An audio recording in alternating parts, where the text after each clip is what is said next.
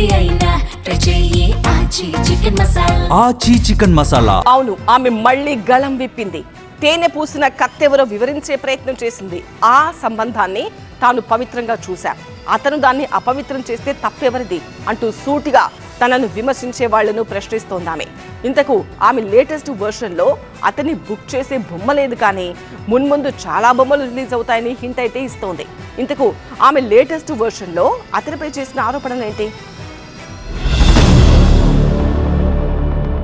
Janasena MLA అరవ Sridhar versus Harshaveena episode సీరియల్లా కొనసాగుతూనే ఉంది. అతడు అమాయకుడు కాదు, తన బంధం హనీ ట్రాప్ కాదు, తన ఉద్దేశం తప్పుడు కోణం కాదు, తన దారి అడ్డదారి కాదు, తన తీరు మోసం చేయడం కాదు అంటూ మరోసారి క్లారిటీ ఇచ్చే ప్రయత్నం చేస్తోంది బాధితురాలు హర్షవీణ.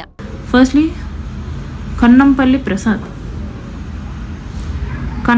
ప్రసాద్ గారు నిన్న చాలా పెద్ద నోట్ పెట్టారు నా గురించి.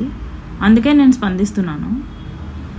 ఏమనంటే, నిజానికి అరవ శ్రీధర్ అమాయకుడు. ఏ రకంగా అమాయకుడు? 30 ఏళ్ళ వయసు కలిగిన యువకుడు ఏ రకంగా అమాయకుడు? దేంట్లో అమాయకుడు? మీ దృష్టిలో అమాయకుడు అంటే ఏంటి తెలుసా? ఏం తప్పు చేసినా సరే దొరకకుండా ఉండాలి, అదే అమాయకత్వం. సోషల్ మీడియాలో తనపై వస్తున్న విమర్శలకి హర్షవీణ ఇస్తున్న క్లారిఫికేషన్. కావాలంటే వెరిఫికేషన్ చేసుకోండి. తన ఆరోపణలో వాస్తవం ఉంది, తన ఆవేదనలో నిజాయితీ ఉంది, తన కన్నీళ్లలో కారణం ఉంది. అనుభవించింది తాను, ఆ అనుభవంతో నష్టపోయింది తాను అంటూ తనని విమర్శించే వాళ్లపై విరుచుకుపడుతోంది హర్షవీణ. ఎవరిది వేధింపు, ఎవరిది బెదిరింపు, ఎవరిది చీదరింపు, ఎవరిది ఎదిరింపు, ఎందుకీ అదిరింపు? ఆడదాన్ని, ఒంటరిదాన్ని అనేక చులకన. 6 నెలలుగా తాను వేధిస్తున్నానంటూ తనపై కేసు పెట్టారు. తప్పు చేసినా దొరకకుండా ఉండడమే అమాయకత్వమా అంటూ ప్రశ్నిస్తోంది హర్షవీణ. ఎవరండి మోసం చేశారు? నిజంగా మాట్లాడుకుందామా?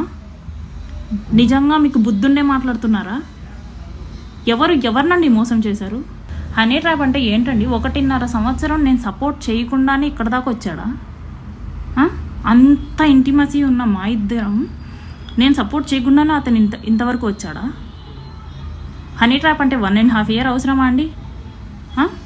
దానికి మా ఇద్దరి రిలేషన్కి మీరు పెట్టిన పేరు హనీ ట్రాప్ అండి?